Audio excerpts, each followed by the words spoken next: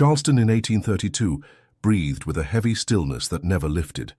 The nights carried a peculiar silence, broken only by cicadas rattling in the humid air and by the distant crashing of waves from the Atlantic beyond the marshes. The air was dense, so thick with heat that it seemed to press down on every living thing, trapping them in a suffocating grip.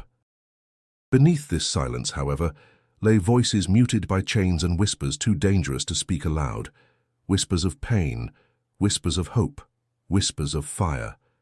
Before we go deeper into Amara's story, make sure to subscribe to the channel so you don't miss more powerful histories of resilience and defiance.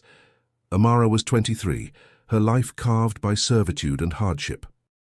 Born into bondage, she had never known another reality. Her world was a plantation owned by the Caldwell family, whose wealth and status depended upon the labor of men and women forced to endure under the southern sun.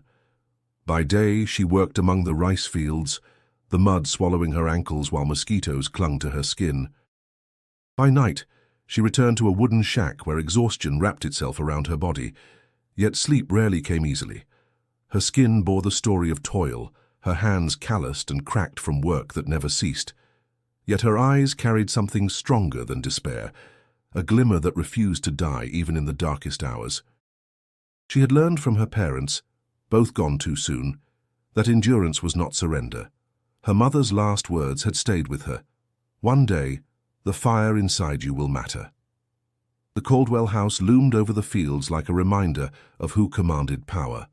Its wide columns and polished wood spoke of wealth, but to Amara it was a prison disguised as grandeur. Every morning, as she was sent to scrub its floors or fetch water for its kitchen, she passed those walls and thought of how many lives had been broken inside them. Life on the plantation was dictated by the rhythm of labor and the cruelty of its master. John Caldwell, a man of pride and calculation, ruled with an iron hand. He was meticulous in his records, ensuring not a single ounce of work went unextracted from those he owned. His wife, Margaret, matched his severity with cold indifference, and yet their daughter, Eliza, complicated the picture. Eliza was near Amara's age, curious, and sometimes spoke to her with a softness uncommon in that world. But kindness that did not challenge the chains was still a part of the system that bound her. Amara understood this well. Her closest companion was Samuel, a strong man with broad shoulders and a voice that carried warmth even in the bleakest moments. He whispered scripture when others despaired, believing that faith was a lantern that could not be extinguished. To Amara, he was more than a friend. He was a reminder that the human spirit, though bent, could not be broken entirely. Yet Amara's fire burned differently than Samuel's faith. She looked at the world around her and saw injustice too deep to endure in silence. Nights found her lying awake, staring at the cracks in the shack's wooden roof, listening to the distant laughter from the Caldwell house as she imagined what freedom might feel like. Was it the ability to walk without fear of being called back? Was it the chance to keep the fruits of one's labor, or was it simply the right to breathe air without permission? Every detail of Charleston intensified her yearning. The bustling markets echoed with voices she could not join freely. The harbor carried ships that never brought liberty, but only deepened bondage. Patrols walked the streets to ensure no spark of rebellion grew into flame. Yet Amara sensed something shifting, a tension unspoken, a silence too heavy to last forever. The nights whispered to her. And Amara, listening closely, began to wonder if her mother's words had been a prophecy. Perhaps the fire within her was not meant to remain hidden. Perhaps it was meant to consume. And as the moon rose high above the Carolina sky, Amara's story began to move toward the point where longing would no longer be enough. Amara's earliest memories were shaped not by joy, but by the weight of survival. Her mother, a woman of quiet strength, had carried songs from across the ocean, melodies that spoke of a place Amara would never see. Those songs filled the nights of her childhood, softening the sting of hunger and the ache of labor. Her father, tall and stern, had been taken from her before she could grow old enough to ask the questions that haunted her: who he had been before Charleston, and what dreams he had carried before chains silenced them. Both parents were gone now, swallowed by exhaustion and the relentless demands of the fields. Yet their presence lingered in Amara's mind, like embers refusing to cool. The plantation had raised her in their absence. Overseers barked orders as if they were law. Wooden paddles cracked against the backs of men who faltered in the heat, while women bent over rows of rice, their bodies half submerged in water that teemed with insects. Childhood had no space here. Children were only small bodies waiting to grow into tools. Amara had learned early that silence meant survival, but her silence had always been sharp, filled with thoughts she dared not speak aloud. Samuel had known her since they were young. Their friendship was built in the brief pauses of work, in whispered words shared under the watchful eyes of overseers. He carried faith like a shield, quoting scripture in moments of despair. "The Lord does not forget," he often told her, his deep voice steady even when his body trembled with exhaustion. "Sometimes I think he has," Amara confessed one night, her voice low as they rested near the edge of the fields. Fireflies flickered across the marsh, small lights against the dark. Samuel shook his head. "Not forgotten. Testing. Always testing. And we endure." She wanted to believe him, yet endurance tasted bitter. To Amara, faith without action was a chain in disguise. Life in the Caldwell household was its own world of contradictions. Eliza, the daughter of the master, occasionally sought Amara's company. She asked questions with curiosity rather than command, her tone lighter than her parents' sharp authority. "Do you ever sing the way your mother did?" Eliza once asked while watching Amara scrub the steps of the grand house. Amara stiffened, pausing her work. "Not often," she replied. "You should. Your voice is lovely." Eliza smiled, but Amara could not return it. She knew the girl's words carried no power to change her reality. Kindness in this world did not undo chains, it merely softened the hand that held them. The memory of her parents, combined with the hypocrisy she witnessed daily, carved deeper questions in her heart. The marketplace in Charleston provided more fuel for those questions. Amara had been sent there with other workers to carry goods, her eyes sharp as she absorbed every detail. She noticed the men in fine coats whispering about uprisings, about fear spreading since news of Nat Turner's rebellion had traveled south. She heard the nervous laughter of white women clutching their shawls tighter, speaking of safety and control. But it was not fear she carried back from those trips, it was possibility. If men like Turner had dared to strike against their oppressors, what might women like her dare to do? Mama Ruth, an older woman who had survived more seasons than most, often warned her with hushed urgency. "Child, don't let those thoughts eat at you. Fire consumes more than it frees." Her wrinkled hands trembled as she spoke, but her eyes carried a spark of understanding. Amara nodded in silence, but inside she knew the fire had already taken root. Each day on the plantation pressed her deeper into conflict with herself.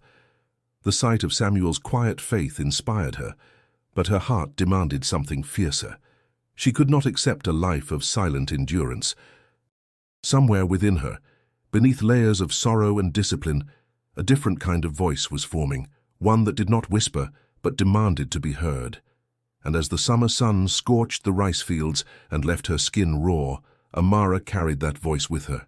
It grew louder with every lash, every insult, every reminder that she was seen not as a woman, but as property. The memory of her mother's songs merged with her father's silence, and from that union something new was born, a determination as dangerous as it was unstoppable. Her roots had been planted in chains, but now they were feeding a fire that no water could quench. Charleston was a city of contradictions, where wealth and misery walked side by side on cobblestone streets. To the merchants and planters who paraded through its avenues in polished boots, it was a place of prosperity, a shining symbol of Southern power. But to Amara, Charleston was a cage with gilded bars. Every trip she made into the city exposed her to both its grandeur and its cruelty. The air near the port always carried the sharp scent of salt and tar, mingled with the cries of gulls and the creaking of ships. Cargo was unloaded each day, cotton bales stacked high, rice packed in heavy sacks, and sometimes people. New faces arrived in chains, eyes wide with fear, stumbling onto the docks to be sold at the market as though they were livestock. Amara had seen those auctions from a distance. The sight carved itself into her memory. Children torn from mothers, men forced onto blocks, while buyers prodded their arms and teeth. Charleston's streets bustled with commerce. Women in wide dresses hurried past, fanning themselves in the relentless heat, while enslaved men carried baskets, hauled carts, or guided horses for their masters. The contrast between the elegance of the wealthy and the burden carried by those in bondage was impossible to ignore. And yet, despite the heavy watch of patrols, there was a hum beneath the surface, a nervous energy that made even the most confident planter glance over his shoulder. It was on one of these trips into Charleston that Amara first overheard the whispers. She had been sent with Samuel to deliver rice to the market. While unloading the sacks, she caught the hurried voice of a white merchant speaking to another. "Ever since Turner, I don't sleep as I used to," the man muttered, his hands fidgeting with his coat. "If it could happen in Virginia, it could happen here." His companion's face paled. "You think they dare with patrols on every street?" "They dared once," the merchant replied grimly. The name Turner echoed in Amara's mind long after the voices faded. She did not know the full story, only fragments carried in whispers among her people. Nat Turner had risen against his oppressors in Virginia, leading others with him, and though the rebellion had been crushed, it had left the white South trembling. Fear clung to Charleston like humidity in August. For Amara, that fear was not a warning, but a revelation. If fear existed, then so did possibility. Later that day, as she and Samuel walked back toward the Caldwell plantation, she asked him quietly, "Do you think it's true what they said, that others have risen?" Samuel hesitated, his eyes fixed on the dirt road ahead. "I've heard pieces. They say many died for it." "But they tried," Amara insisted, her voice low but fierce. "They stood up." He stopped, turning to her with an expression torn between admiration and fear. "And they paid the price, Amara. We carry enough chains already without adding fire to them." His words sat heavy between them, but Amara felt her resolve sharpening. Fire was not just destruction, it was transformation.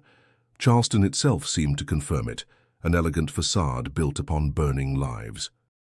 At night, back in her quarters, she replayed the sounds of the city in her mind. The nervous merchants, the restless movements of patrols, the songs sung softly by the enslaved as they carried loads through the streets. Everything spoke of tension, as if the air itself was waiting for a spark. She remembered watching a group of boys being dragged through the market, their wrists bound, their voices rising in cries that pierced even the busiest street. One boy, younger than she had been when her parents died, lifted his head and stared at her as if to say, "Do not forget me." That look haunted her long after she left the city. Charleston's shadow pressed on her spirit. It was a city drenched in fear, guarded by guns and patrols, yet already cracking beneath the weight of its own cruelty. Amara felt it deeply, a truth she could not unsee. If rebellion was possible in Virginia, then somewhere within Charleston's shadow, possibility waited for her too. The Caldwell plantation thrived on discipline enforced by fear, and no figure embodied that more than John Caldwell himself.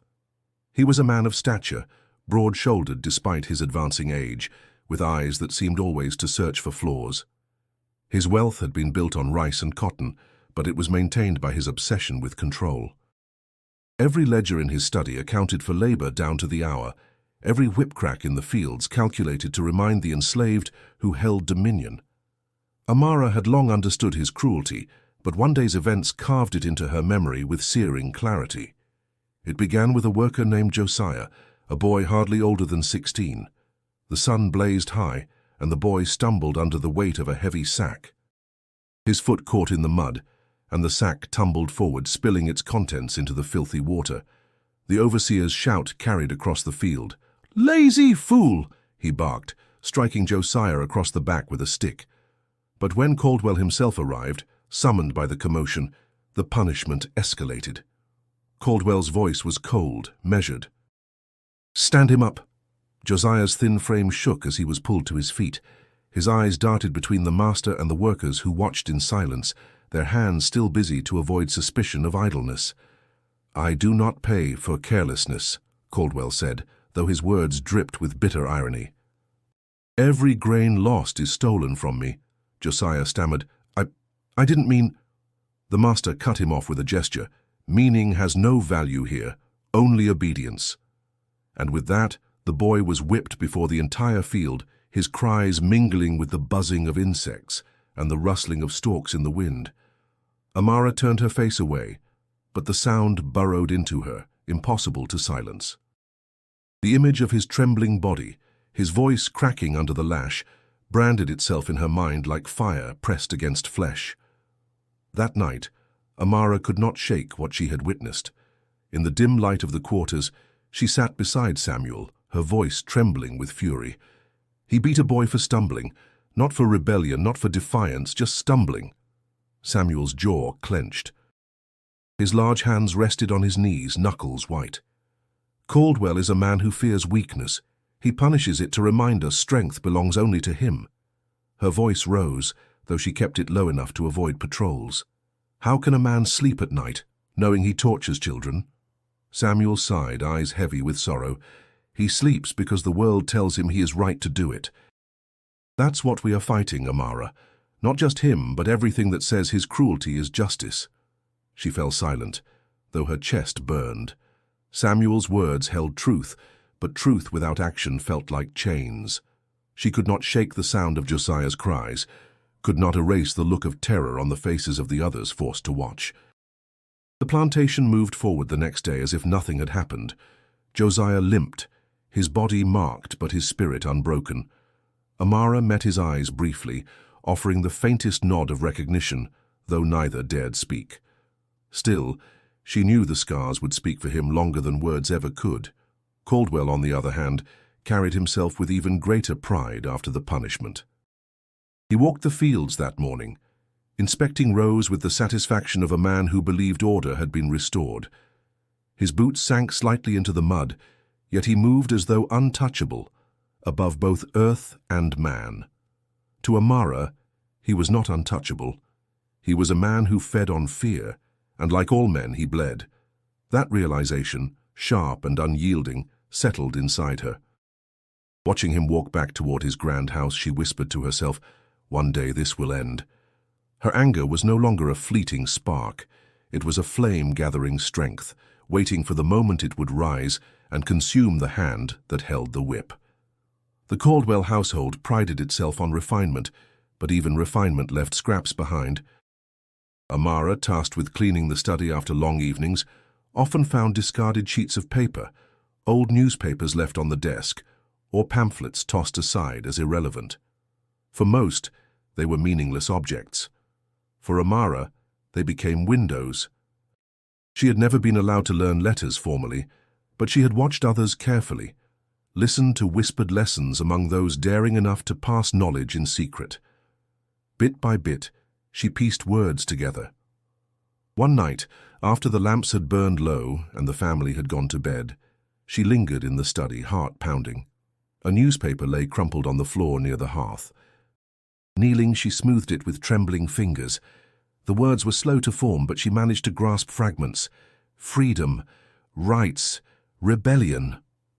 Each word struck her like the crack of a whip, only this time the sting brought not pain, but revelation. The sound of footsteps startled her. She shoved the paper beneath her apron, forcing calm into her face as Eliza appeared in the doorway. The young woman, still in her nightdress, regarded Amara curiously. "You work too late," Eliza said softly. "Father doesn't notice, but I do." Amara forced a faint smile. "Work never ends." Eliza tilted her head, then stepped inside, her bare feet silent on the polished floor. "Do you ever read these papers? Sometimes they're too heavy for me." "All about politics, speeches, and troubles far away." Amara's pulse quickened, but she kept her voice steady. "I see words, but they are not mine to keep." Eliza gave a small laugh. "Perhaps not. Still, you have clever eyes, Amara. I think you understand more than you let on." The words lingered with her long after Eliza drifted back to her room. That night, back in her quarters, Amara pulled the paper from her apron and studied it in the faint glow of a hidden ember. She traced the letters, whispering them aloud, repeating until the words no longer felt foreign. Each sentence she managed to decipher filled her with a strange power, as though the very act of knowing chipped away at her chains. The next morning she told Samuel in a hushed voice, "I'm learning, Samuel. Words, letters, they speak of things they don't want us to know." He stiffened, glancing around nervously. "Amara, you mustn't. If they catch you—" "They won't," she interrupted. Her eyes gleamed with quiet fire. "Don't you see? Knowledge is the one thing they fear more than anything else. If we can name freedom, we can chase it." Samuel rubbed his temples, torn between fear and admiration. "I want you safe. I can't lose you the way I've lost others." She touched his hand gently, her voice softer now. "I'm not safe as I am. None of us are. Reading doesn't put me in danger. It shows me the danger we've always been in." The days that followed sharpened her resolve. Whenever she could, Amara snatched fragments of text, a headline, a sentence, a phrase that spoke of liberty. She carried them like hidden weapons, repeating them in her mind as she worked in the fields or scrubbed the floors of the Caldwell home. Words that the family dismissed as idle news became fuel for her spirit. One afternoon, she came across a passage left open on the desk. She read slowly, haltingly, "All men are created equal." The irony nearly made her laugh aloud.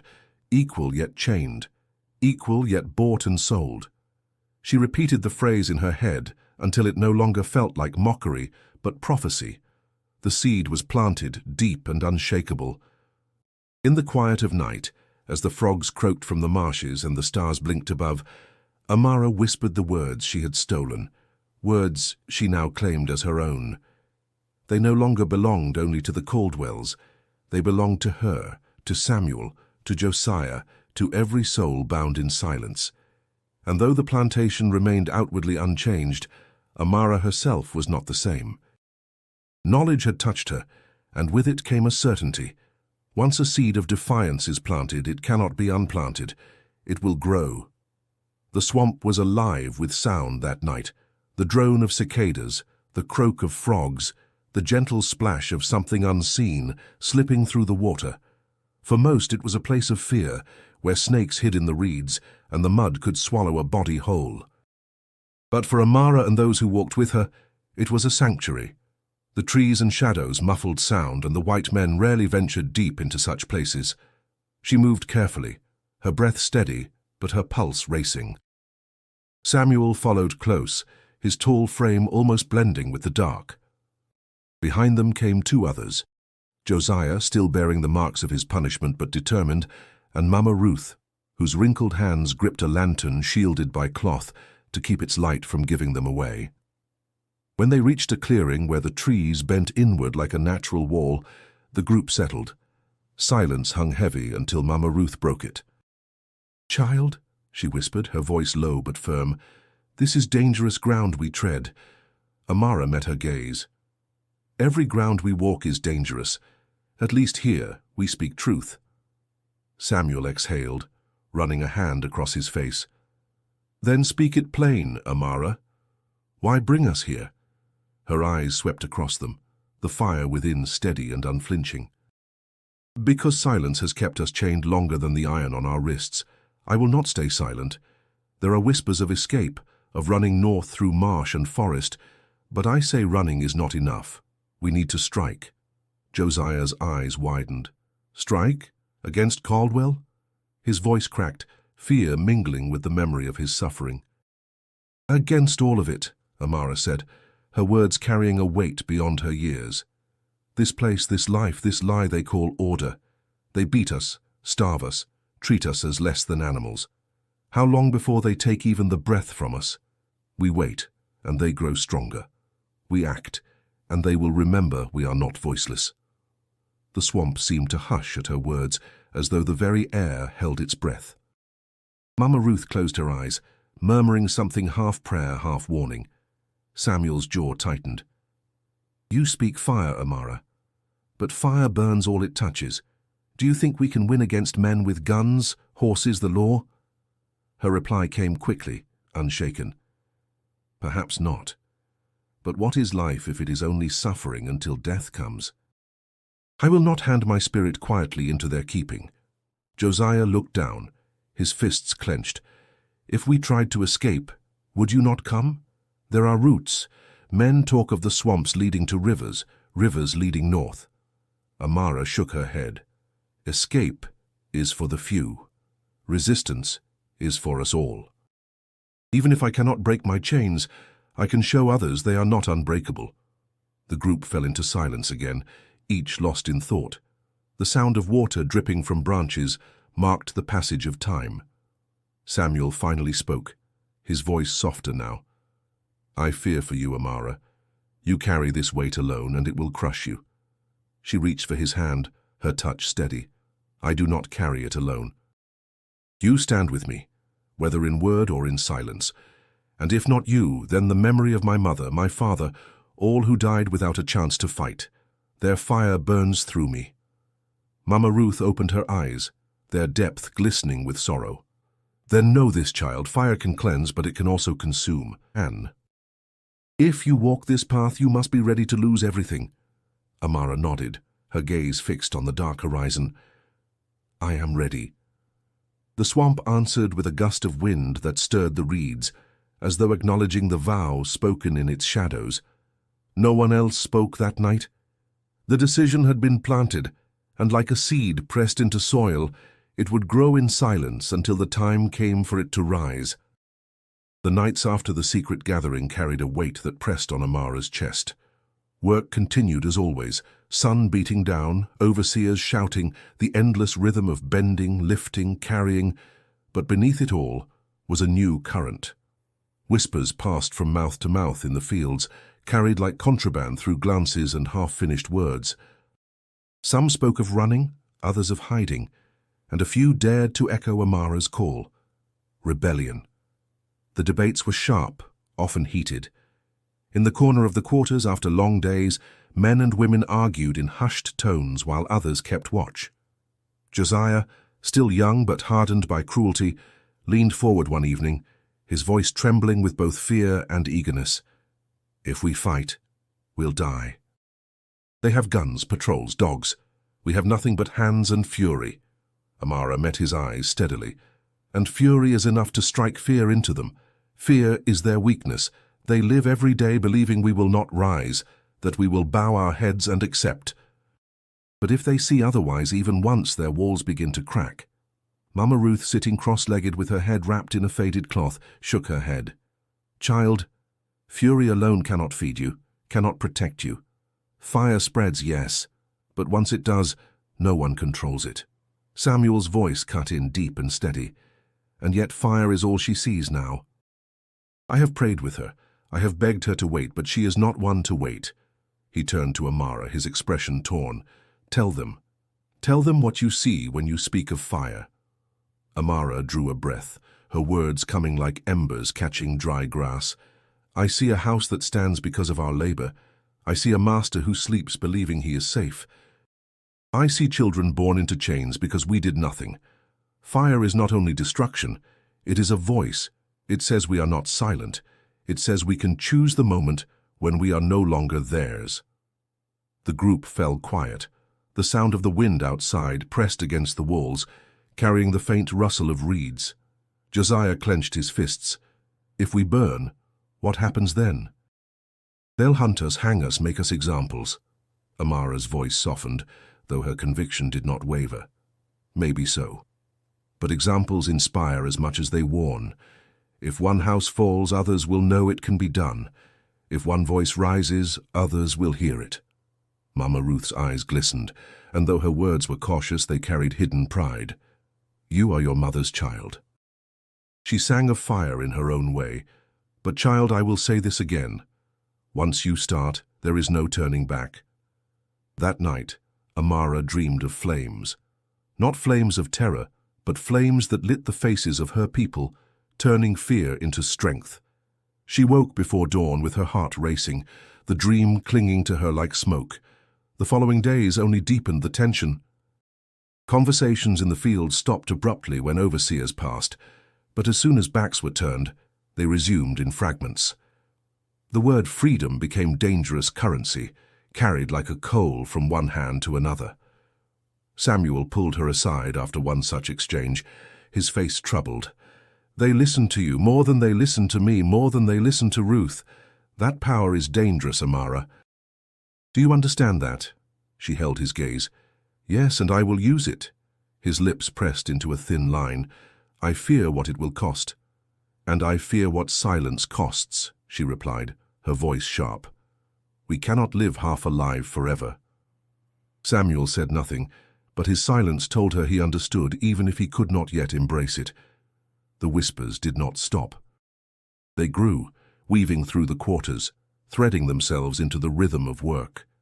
Rebellion was no longer just an idea, it was a shadow walking beside them, waiting for the right moment to step into the light. The heat of late summer clung to everything, heavy and unrelenting. Even the nights, once a source of slight relief, now pressed down with suffocating warmth. Amara felt that same heat inside her chest, not just from the weather but from something deeper, an anger that grew sharper each day, impossible to cool. One evening she was called to the Caldwell house to serve during supper. The dining room glowed with candlelight, polished silver reflecting the flicker of flames. The master sat at the head of the table, his voice booming as he bragged about harvest yields and profits, while Margaret listened with her usual stiff composure. Eliza toyed with her fork, her eyes distant, as if wishing herself somewhere else. Amara moved quietly, setting plates, pouring wine, trying to keep her hands steady, but her calm shattered when Caldwell's gaze fell on her. "You're slower than usual tonight," he remarked, his tone casual yet edged with disdain. She lowered her eyes. "Yes, master." "Lift your head when I speak," he snapped. She obeyed, meeting his cold stare. For a moment, silence stretched between them. He smirked, leaning back in his chair. "That's better. I sometimes forget you all need reminding of your place." The words dug into her like a blade. She clenched her jaw, fighting to keep still. Caldwell reached for his glass, and as she turned to refill it, he added in a low voice meant only for her, "You think too much, girl. I see it in your eyes. Dangerous for your kind." Her hand trembled, wine spilling onto the table. Caldwell's eyes narrowed. "Careless." He slapped her wrist sharply, the sting blooming across her skin. Margaret said nothing. Eliza's lips parted as if to speak, but she looked down instead. Amara forced her body into obedience, but inside something broke. When the meal ended, she walked back into the night air, her wrist throbbing, her heart burning hotter than the candles that had lit the master's table. She could not bear it any longer. The cruelty, the humiliation, the endless reminders of her place. Later in the quarters, she told Samuel what had happened. He listened, his brow furrowed, his hands tightening around his knees. "He struck me as though I were nothing," she said, her voice sharp, trembling with rage. "And then he warned me not to think." "To not think, Samuel, as if our minds belonged to them too." Samuel's voice was steady, but his eyes revealed his torment. "He is cruel. He always has been. But Amara—" "No," she interrupted, rising to her feet. "I will not swallow this anymore. He thinks fire belongs only to him, that fear keeps us still. But he is wrong. Fire belongs to us too. It can take from him what he stole from us." Samuel stood as well, towering over her, his voice urgent. "You're speaking of fire like it is salvation. Do you understand what it means? If you light that flame, there is no path back. None." She stepped closer, her voice low but fierce. "I know, and still I will do it. I swear it." The silence that followed was broken only by the creak of the old wood beneath their feet. Samuel looked at her as though he wanted to argue, but he could not. The determination in her eyes was unshakable. That night, lying awake, Amara stared at the roof of the shack. Her wrist still ached where Caldwell had struck her, but the pain had become something else, fuel. She thought of Josiah's cries, of Mama Ruth's warnings, of Samuel's prayers. She thought of her mother's voice whispering of fire, and in the stillness, she made her decision final. She would burn the house that had stolen her life. She would strike not only at Caldwell's wealth but at the illusion of his power. The spark had been lit, and nothing could extinguish it now. Once the decision was made, Amara carried it like a secret flame hidden inside her chest. She still bent in the fields, still scrubbed the Caldwell's floors, still answered when called, but every movement was now calculated, every glance measured. Beneath the mask of obedience she began to prepare. She started small. The plantation was full of objects that meant little to the family, but could mean everything to her. When tasked with tending lamps in the house, she lingered just long enough to learn how much oil filled each one, how quickly the flame consumed the wick, how the smell carried through the halls. She discovered that rags soaked in oil burned hot and fast. Each piece of knowledge was tucked away in her mind like kindling stored for a storm. Samuel noticed the change before anyone else. One night, as they sat together outside the quarters, the moon silver against the marsh, he leaned close. "You're gathering something, aren't you?" Amara didn't deny it. "Oil, cloth, little things no one notices." His shoulders stiffened. "You mean to do it?" "Not just speak of it." She met his gaze unwavering. "Yes." Samuel dragged his hand across his face, torn between devotion and dread. "Amara, once you strike that flame, you cannot put it out. It will chase us to the ends of the earth." Her voice softened, but the fire in her words remained. "It already chases us, Samuel. Every whip, every chain, every order. I will not wait for it to catch me." In the days that followed, Samuel helped despite his fear. He slipped her rags when he could, tore strips from old clothes too worn for the field. His hands shook when he passed them to her, but his loyalty held. Josiah, too, became involved, eager to fight back after his public humiliation. He gathered twigs and dry straw from the edges of the fields, things the overseers ignored. But the danger grew with every step. The overseers had sharp eyes, and rumors of unrest in Charleston had them on edge.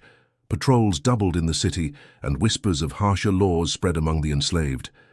On the plantation, suspicion hung in the air like a storm about to break. One evening, as Amara tucked a scrap of cloth beneath the floorboard of her shack, Mama Ruth entered quietly. The older woman's gaze lingered on her, sharp and knowing. "You carry secrets heavy enough to sink a ship," Ruth murmured. Amara froze, her hand still pressed to the hidden bundle. "I do what I must." Ruth stepped closer, her face a mix of sorrow and pride. "Your mother once spoke the same words. She believed fire could cleanse what chains could not. But hear me, child. The fire may free you, or it may swallow you whole." Amara's chest tightened. "Then let it try. I will not die waiting." Ruth touched her cheek gently, her wrinkled hand trembling. "Then may God walk with you when the flames rise."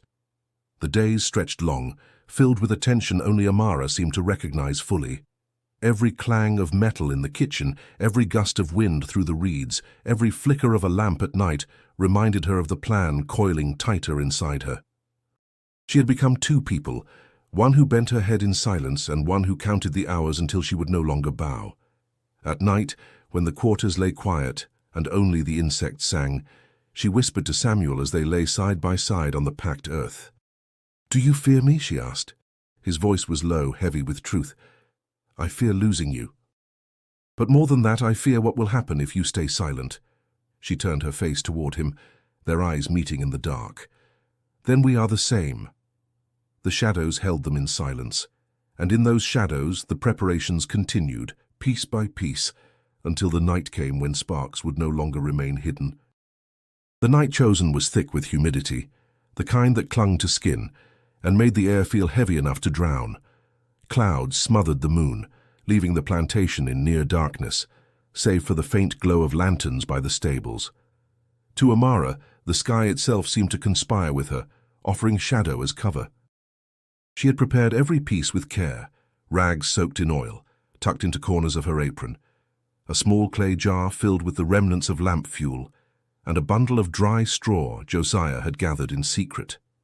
Each item weighed little, yet in her mind they carried the force of destiny.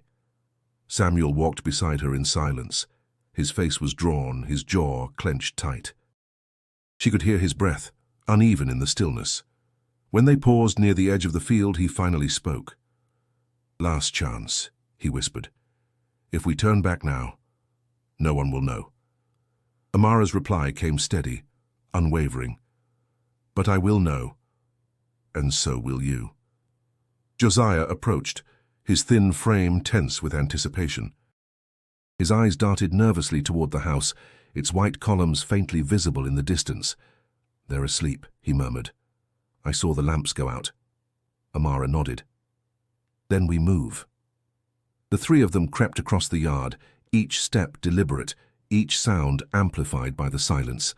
The house loomed ahead, a monument of wood and pride built upon their suffering.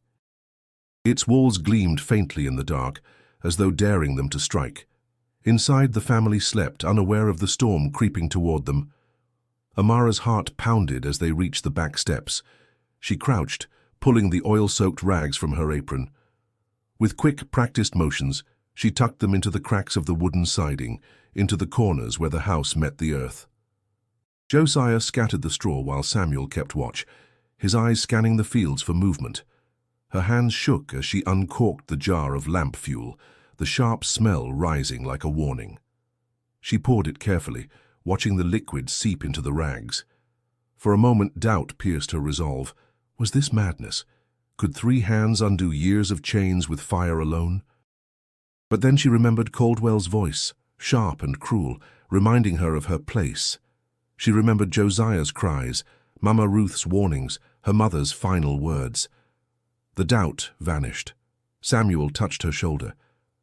Amara, he said, his voice hushed and trembling, if we light this, everything changes. She looked at him, her eyes fierce. That is the point. With flint and steel stolen from the kitchen, she struck once, twice, until sparks leapt into flame. The rags caught quickly, the fire eating greedily, climbing upward with sudden life. In seconds, the wood hissed and cracked, orange light spilling against the darkness. Josiah gasped, both terrified and exhilarated. It's working. Quiet, Samuel hissed, pulling him back. The flames spread faster than Amara expected, licking up the walls, racing toward the windows. The house groaned as though alive, the fire finding every seam, every weakness. Smoke thickened, curling into the night sky. Inside, voices stirred. A cry rang out, followed by frantic footsteps. Shutters flew open, faces appearing in confusion and terror. The Caldwells shouted, their commands swallowed by the roar of the fire. Go! Amara urged, her voice fierce. Now! The 3 of them ran, hearts pounding, feet pounding against the earth. Behind them, the grand house of their master blazed like a beacon, its white walls swallowed by red and gold. Screams echoed, mingling with the crackling of wood, the collapse of beams. The air stank of smoke and burning resin, but to Amara it smelled like freedom. As they fled into the night, her chest surged with a mix of triumph and terror.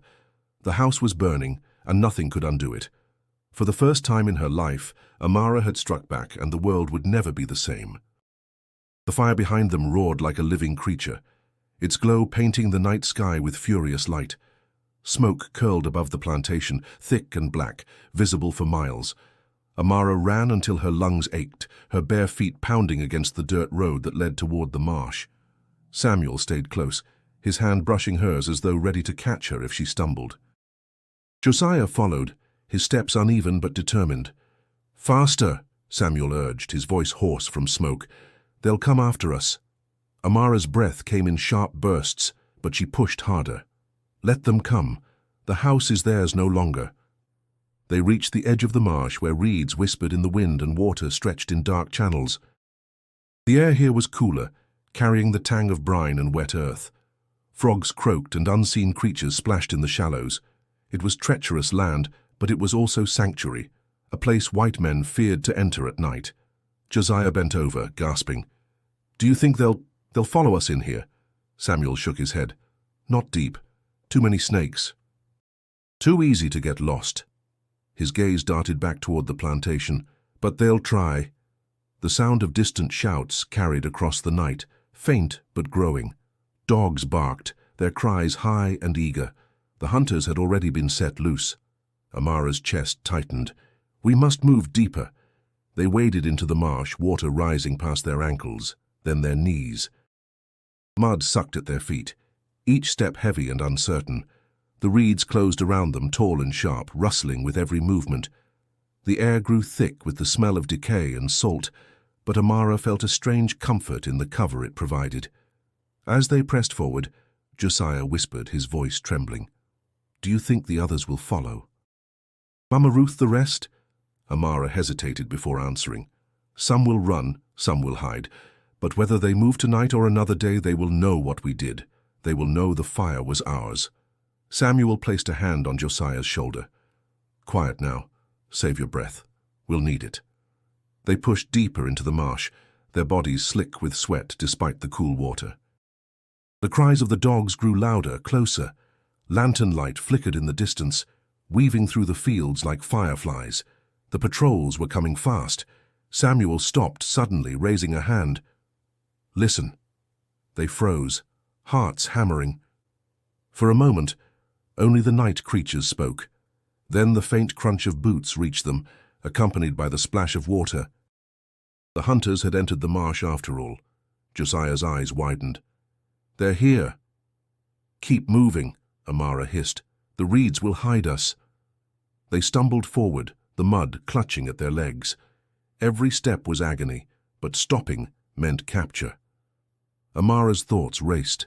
Paths she had once walked during chores near the water, trails she had memorized in silence. She led them toward higher ground, where the reeds grew thickest. The dogs barked again, closer now. Samuel muttered a prayer under his breath, his deep voice trembling. "Lord, guide us.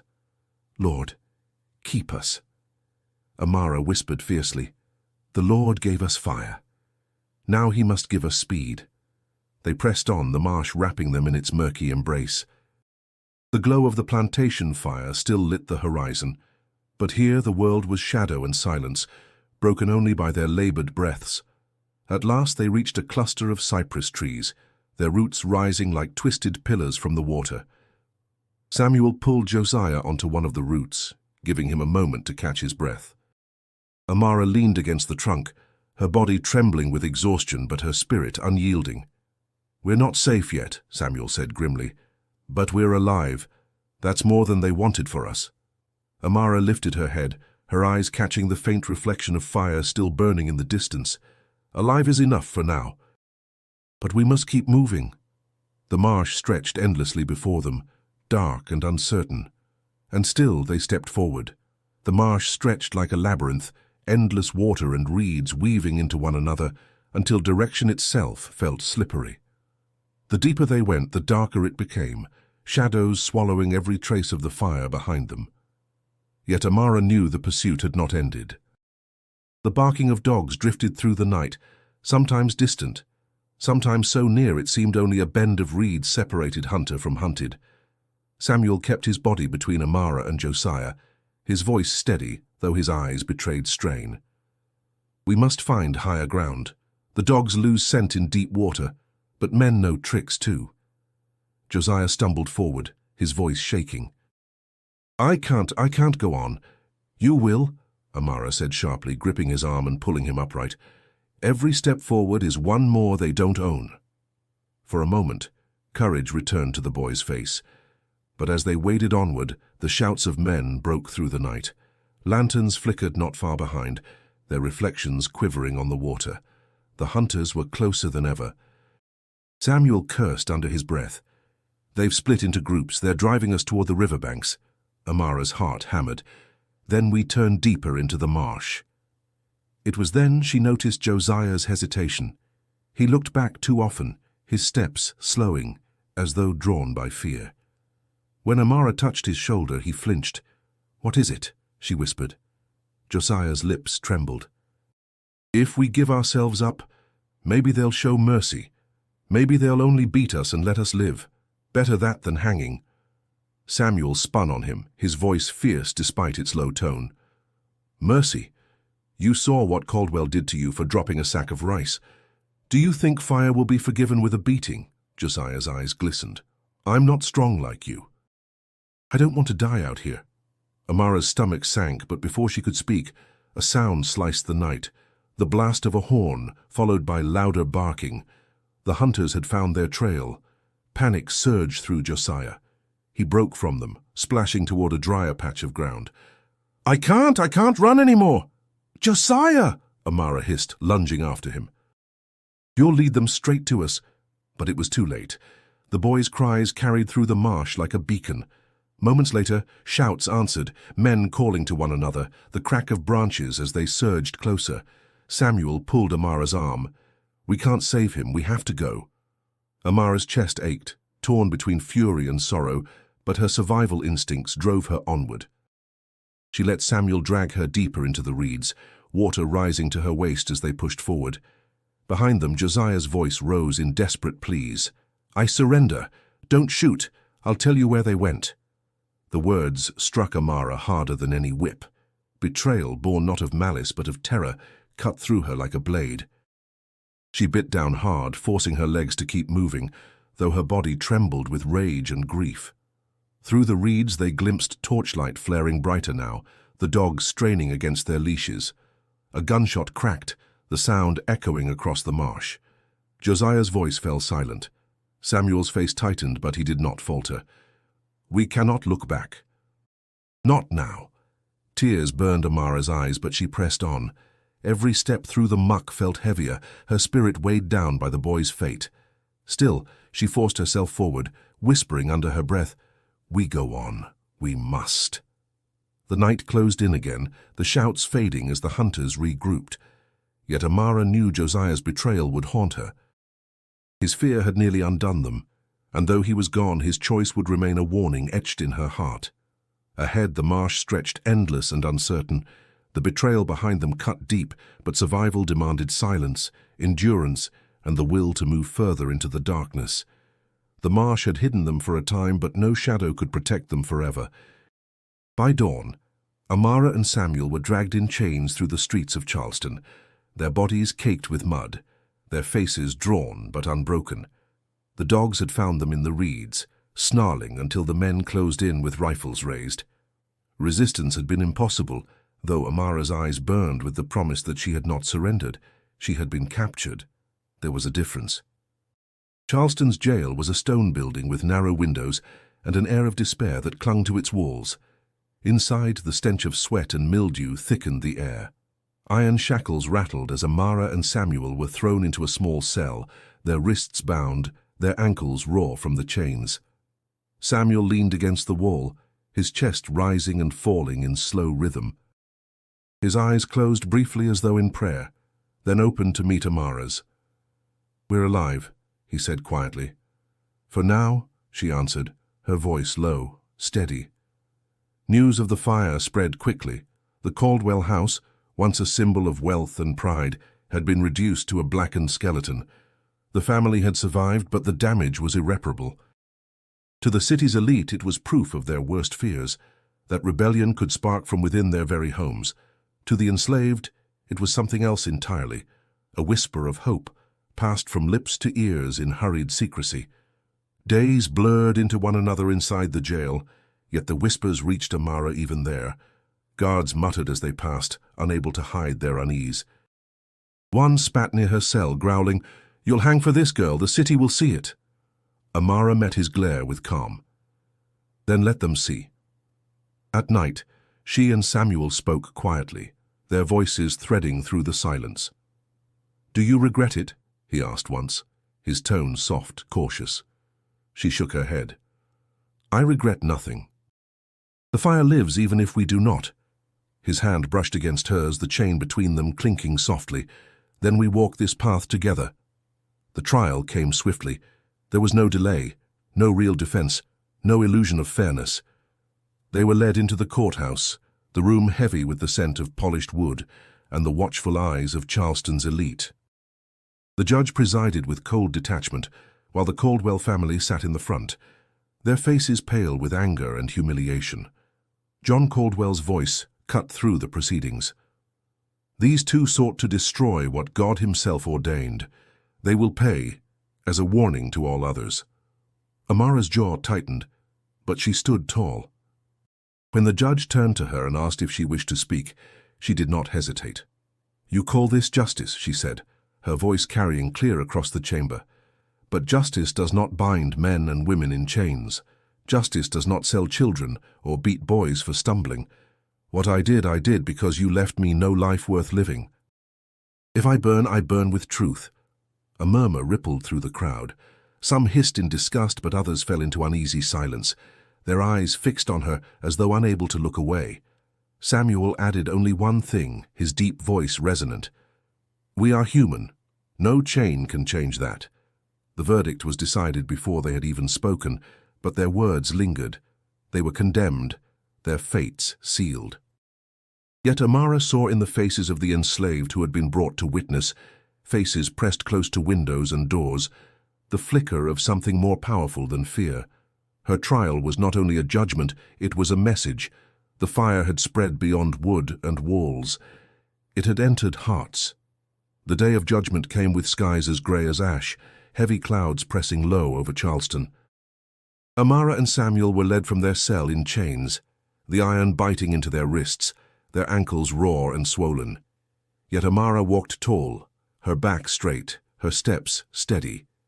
She would not bow, not now, not ever again. The courthouse buzzed with tense energy. Wealthy planters filled the benches, their wives fanning themselves despite the cool air. At the front sat the Caldwell family, John with his jaw clenched, Margaret with her lips pursed in icy disdain, and Eliza, her eyes darting between defiance and something softer, as though she carried a secret she dared not share.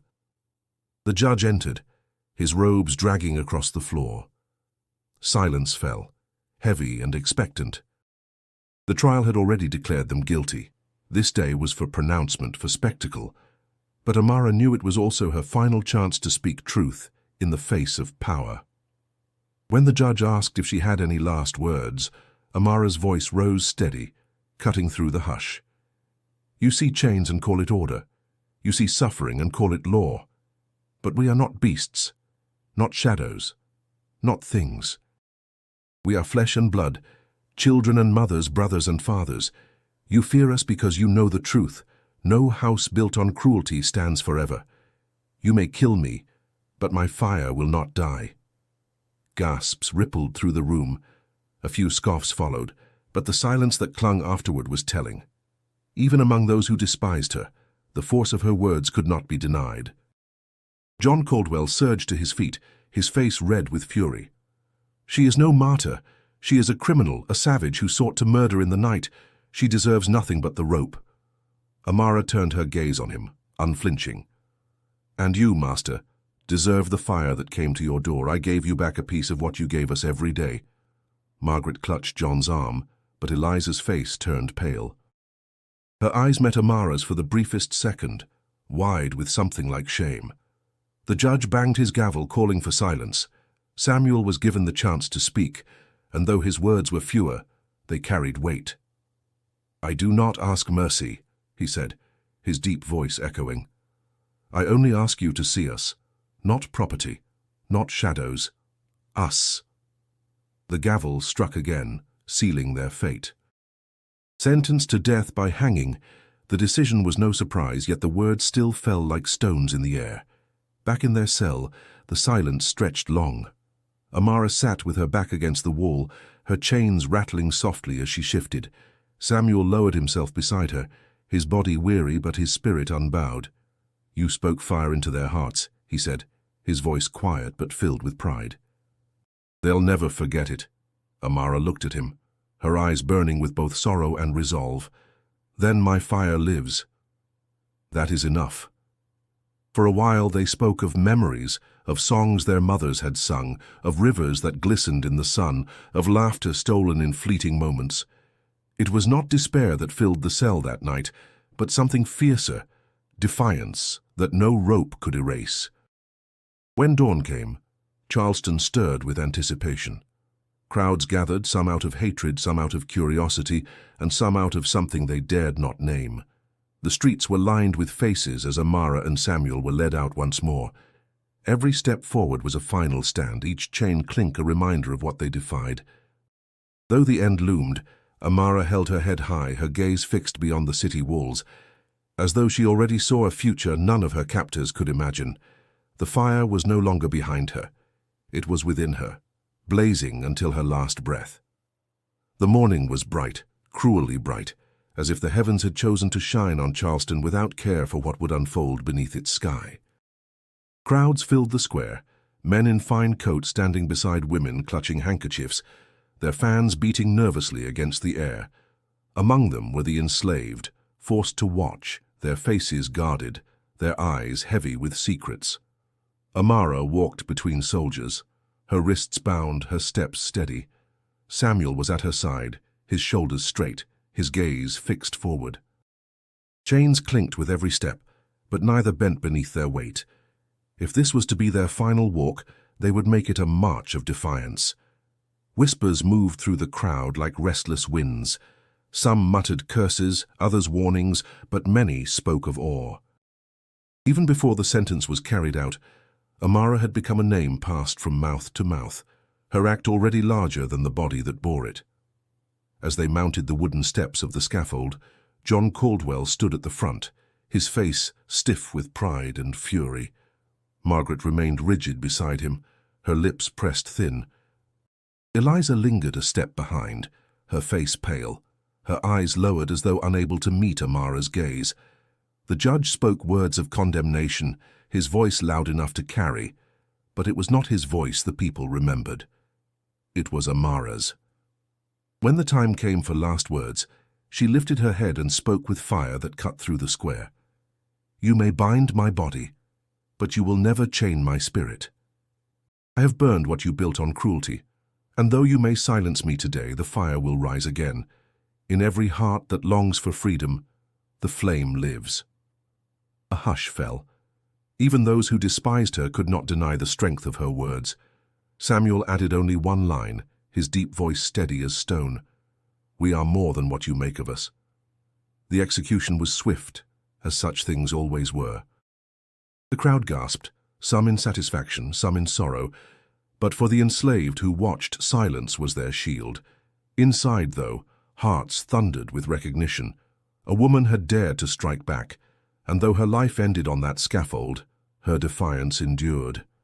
Days later, the ruins of the Caldwell house still smoldered, blackened beams rising like skeletal fingers against the sky. For the Caldwell family, it was a wound that could not be hidden. For the enslaved of Charleston, it was a beacon. Quietly, in quarters and fields, Amara's name was whispered. Some spoke it in warning, others in prayer, but all spoke it. Mama Ruth, her eyes wet with grief, told the younger ones, "She burned so you could see." Never forget. In the marketplace, enslaved women hummed fragments of songs that carried her name, their melodies soft enough to pass as work tunes, yet sharp enough to carve memory into the air. Men whispered her story to new arrivals in chains, telling them that resistance was not only a dream, but something that had burned real and bright. Even Eliza, in the privacy of her room, could not shake the image of Amara's last words. She pressed her face into her hands, haunted by the fire in eyes that refused to bow. Charleston carried on, patrols thickening, laws tightening, punishments growing harsher in fear of more rebellion, yet none of it could erase what had happened. A house had burned. A woman had spoken truth where silence was expected, and though her body was gone, her spirit lived on in every whisper, every song, every secret glance of defiance exchanged beneath the shadow of chains. Amara of Charleston was gone, but her fire had not died. It smoldered in the hearts of the enslaved, waiting for the day it would rise again, brighter and more consuming than before. Before we close this chapter, don't forget to subscribe to the channel so you never miss stories of courage and resistance like Amara's. And if her story moved you, click the video on screen to continue exploring the hidden histories that shaped our world.